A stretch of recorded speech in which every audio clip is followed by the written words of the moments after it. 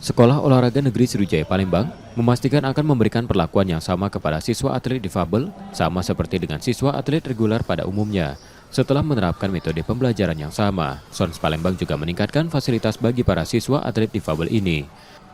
SONS baru saja mendirikan gedung khusus yang nantinya dapat digunakan oleh para siswa atlet difabel sebagai asrama. Setiap tahunnya, SONS nanti hanya akan menerima sebanyak 20 orang siswa atlet difabel saja. Gedung MPC ini memang terkhususkan. Sekarang sekolah olahraga telah membina atlet MPC itu sebanyak 12 orang.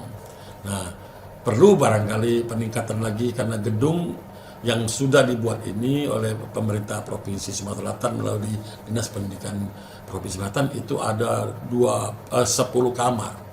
Nah, harapan kami memang mereka bisa kami tampung setidaknya 20 orang.